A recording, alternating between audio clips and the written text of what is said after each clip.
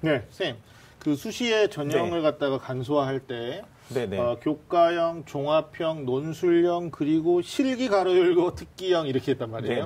그러니까 소위 이제 예체능 분야를 제외하고 일반 학생들이 도전해 볼 수 있는 특기자 전형이 보편적으로 이제 문과 학생들 입장에서 보면 여학 특기자, 그다음에 이과 학생들은 이제 뭐 과학 특기자, 수학과학 특기자, 뭐 이런 쪽인데 사실 이게 이제 사교육 유발 요인이 크다라고 교육부는 이제 축소를 권고하고 있는 상황입니다. 그러다 보니까 매년 이제 축소되고 있는데 김영희 선생님 어떻습니까? 올해도 전년도하고 비교해봤을 때 마찬가지로 좀 축소됐다고 봐야 되겠죠?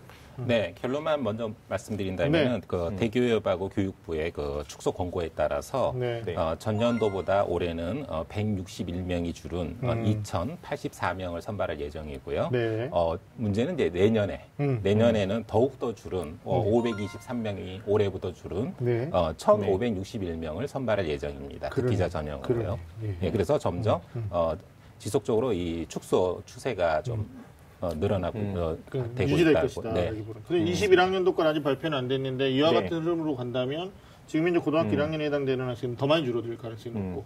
사실 이제 그 교육부가 내걸고 있는 교육의 기조가 공교육 정상화잖아요. 그러면 그게 보편적 관점에서 교육이 전제돼 있다 보니까 사실 그 특기자 전형은 사실 이런 특징이 분명한 것 같아요. 우리 어렸을 때 너 취미가 뭐야, 특기가 뭐야 이런 거 신상명세서 그때는 그런 게 있었잖아요. 지금은 학생들 인권 때문에 그런 자세한 걸 잘 물어보지도 않지만 특기가 뭐야, 뭐 취미가 뭐야 그러면 저는 특기는 얼굴이고 취미는 몸매인데요. 뭐 이렇게 그러니까 특기는 감히 남들이 범접할 수 없을 만큼 뛰어난 나만의 것이 보통 특기라고 이해되고요. 취미는 잘하는 건 아니지만 나도 이걸 즐길 줄 알아, 흥이 있지, 뭐 이런 게 취미라고 생각이 되거든요. 그런 관점에서 보면은 이게 그 보편적 관점에서의 공교육의 목표로서 특기자 전형이 계속 유지되는 것이 아무래도 대다수의 사람들에게는 조금 거부감이 있을 수도 있지 않을까 이런 생각이 드네요. 그러니까 초등학교 6학년인데 뭐 학교에서 그런 걸 물었나 봐요. 너의 특기를 뭐 써와봐라 이랬는데 집에 와가지고 엄마 난 특기가 뭐야? 이렇게 물어보니까 옆에 있던 큰아이가 너 삼겹살 먹기가 특기잖아. 제가 이제 담임했던 반 학생 중에도 삼겹살을 7인분을 한 번에 먹는 특기를 갖고 온 친구들이 있더라고요. 그걸 특기라고 말해야 되는지. 하여튼 뭐 김영희 선생님 말씀하신 대로 특기자 전형의 점진적 축소 또는 폐지 수순인데 일단은 19학년도 올해 고3, 또 20학년도 전형 계획이 이미 발표됐는데 현재 고등학교 2학년까지는 아주 적은 인원입니다만은 일단 유지되고 있다. 라는 말씀을 해주셨고, 상위 17개 대학의 이제 특기자 전형 모집 규모가 어느 정도인지 좀 궁금할 텐데, 이하여대가 좀 모집 인원을 늘렸다고 보고요. 나머지 대학들은 좀 축소된 건데, 윤 선생님 맞죠? 네, 맞습니다. 상위 이제 10개 대학을 보면 경희대, 고려대, 동국대, 서강대, 성대, 숙명여대, 연세대, 이화여대, 한국외대, 한양대 등으로 이렇게 정리가 될 수 있는데 일단은 특기자 전형에서 가장 많은 인원을 선발하는 대학은 특기자를 좋아하는 연세대학교입니다. 특기자를 좋아하니까 가장 많이 뽑겠죠. 그래서 연세대학이 독보적으로 많은 인원을 선발하는데 이 이화여대가 최근에 이 교육에서 매우 중요하게 다루어지는 영역에서 특기자 전형을 늘렸습니다. 그게 바로 뭐냐면 과학 특기자죠.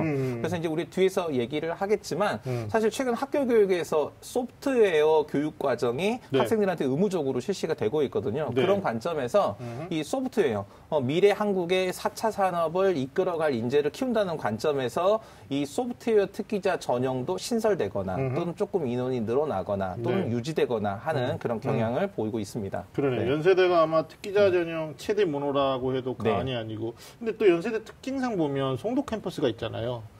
그러다 보니까 아마 가장 많은 인원들을 지금 가지고 있는데 아무래도 교육부의 축소 권고가 있기 때문에 앞으로는 이제 어떻게 될지 모르지만 하여튼 이하여대가 인원을 늘린 것은 뭐 어학 특기자 전형이 아니고 아까 말씀드린 것처럼 소프트웨어 과학 특기자 전형에서 이제 25명을 추가해서 전년도는 168명을 모집했는데 이제 올해는 특기자 전형에서 193명을 모집을 하니까 많은 인원은 아니지만 사실은 한두 명이 중요하잖아요. 상위권 대학에서는. 그런 관점에서 봤을 때 특히 최상위권 학생들한테는 매우 눈여겨볼 만한 그런 전형의 변화라고 이해가 됩니다. 그러네요. 뭐 근데 이게 김 선생님 보셨을 때 이게 전국적인 대학 구조로 보기보다는 사실 뭐 지방 대학의 모집 요관까지 우리가 들어가 보면 이렇게 특기자 전형을 찾아보기가 좀 쉽지 않잖아요. 네, 그렇습니다. 결국은 서울권에 있는 좀 경쟁력 있는 대학의 전형으로 우리가 좀 압축될 수도 있는 건데 아까 말씀하신 것처럼 일부 대학은 좀 늘어났고 또 일부 대학은 좀 축소됐고 이런 구조인데 어떻습니까? 이게 모집 인원을 좀 너무 적다 보니까 경쟁률 추이라든지 이런 것들은 책이 어떤 흐름으로 좀 나타나고 있는지 선생님 좀 말씀해 주시면.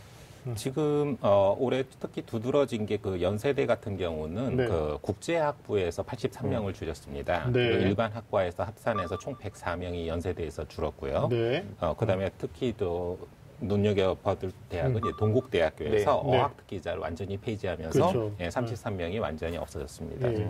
그런데 이에 반해서 아까 말씀하셨던 이화여대에서 수학과학 특기자에서 이제 25명이 늘었다. 나머지 대학들은 명목상 줄거나 약간 한 자릿수 줄거나 그냥 동일하게 가거나 그렇습니다. 그러니까 전체적인 특기자 전형은 여전히 하향 추세로 매년 간다 이렇게 보시면 될 것 같습니다. 그러니까 어학특기에 관심이 있었던 학생들이 어떻게 보면 이제 여대에서는 숙명여자대학교, 그다음 남녀공학에서는 동국대 여기가 좀 어떻게 보면 목표권 대학이었는데 이 전형들이 좀 이제 또 없어지다 보니까 좀 기회가 많이 박탈되는 그런 구조로도 볼 수 있을 것 같고요.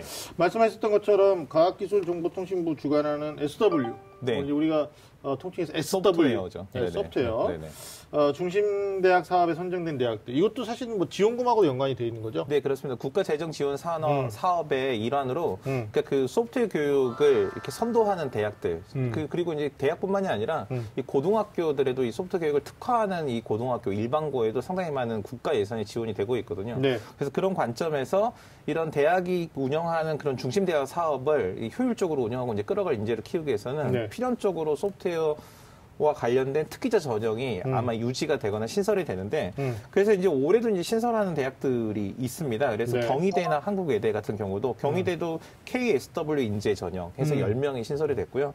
외대도 특기자 전형 소프트웨어로 11명을 신설을 했으니까 다른 영역에서 좀 줄었지만 전체적으로 줄었지만 이 소프트웨어 영역에서는 일정 부분 소폭 증가했다 이렇게 볼 수 있습니다. 관련 학과들은 주로 이제 소프트웨어 학과나 아니면 컴퓨터공학과나 뭐 이런 쪽으로 좀 많이 뽑는 것 같더라고요. 근데 앞으로 어떻습니까?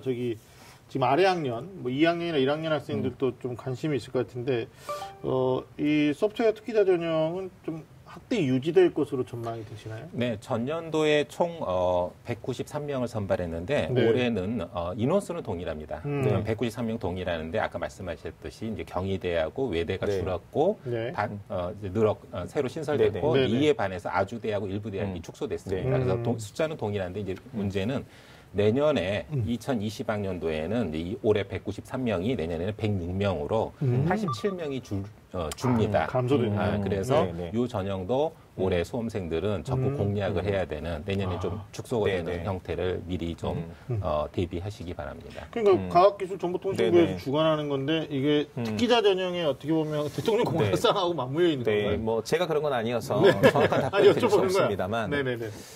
실제로 이제 저는 이 소프트웨어 교육과 관련해서 이제 아마 저와 비슷한 세대가 다 경험을 갖고 있는데 제가 어렸을 때 퍼스널 컴퓨터가 이제 등장을 하면서 우리나라의 퍼스널 컴퓨터가 이제 보급이 되고 이제 이거 구경했던 게 80년대 한 중반 정도였거든요. 그때 처음 나온 컴퓨터가 8비트 컴퓨터였는데 이 8비트 컴퓨터가 보통 이게 전원을 놓고 켜면은 일단 하고 소리를 내면서 한참의 시간이 걸려서 이제 정체를 드러내면 정체를 이렇게 까만 바탕에 이렇게 커서만 깜빡 하거든요. 그러면 이 컴퓨터에서 할 수 있는 옛날 생각나시죠? 대표님도 뭐 그런 컴퓨터 접하지 않으셨습니까? 그랬을 때 이 컴퓨터 이 교육을 위해서 그때 베이직이라는 언어를 그러니까 C 해가지고 프로그래밍을 하는 언어를 학생들한테 교육을 했었거든요. 근데 과연 그러한 교육이 학생들한테 이 컴퓨팅, 그다음에 컴퓨터적 또는 논리적인 사고 능력을 키우느냐라는 관점에서는 사실 그런 교육을 직접 받았던 수혜자 입장에서 봤을 때 생각해봐야 된다라는 뜻을 이 정보통신부에 제가 전달드리고 싶고요. 그리고 SW 교육도 이렇게 생각하는 것 같아요. 이 SW 소프트웨어적인 사고와 소프트웨어적인 기술과 능력이 필요하다면 그건 소수, 일부, 특기를 갖고 있는 학생들이 국한된 게 아니고 모든 학생들한테 보편적으로 필요한 거 아니야? 라는 논리가 받아들여지면 이게 특기자 전형에서 받아들여지기보다는 모든 학생들이 패스해야 되는 과정이나 아니면은 어떤 그런 관점으로 보다 확대되지 않을까 이런 생각도 좀 가지고 있습니다. 근데 모집 조문의 확대는 지금으로서는 좀 긍정적으로 검토하기는 어렵지 않을까라는 생각도 하고요. 특기자 전형에서 숫자가 줄은 것이 이제 그 종합 전형으로 가려는 현상을 보이고 있습니다. 그러니까 똑같이 그 인원수만큼 또 종합 전형에서 제가 이제 그런 결론을 말씀드리려고 그쪽에서 이제 그러니까 이제 뽑을 예정일 것 같습니다. 눈에 띄는 게 이제 부산대나 아주대 같은 경우는 수시 모집에서 정시 모집으로 이동시켰더라고요. 그러니까 이게 이제 수시 안에서 특기자 전형이라는 게 지금 좀 제한 시대니까 일부러 이렇게 발을 빼고 있는 그런 것도 약간 보이는 것 같은데 뭐 정시 선발 방법에 좀 상이함이 있기 때문에 다른 대학들도 좀 눈여겨볼 필요는 있을 것 같아요. 그러니까 수시 안에서 카테고리 안에서 특기자로 뽑을 거냐 아니면 정시로 빼가지고 또 뽑을 수도 있는 거냐. 왜냐하면 선정돼 있잖아요. 이 대학들은. 선발 방법의 변화들은 좀 지켜봐야 되지 않을까라는 생각이 들고요.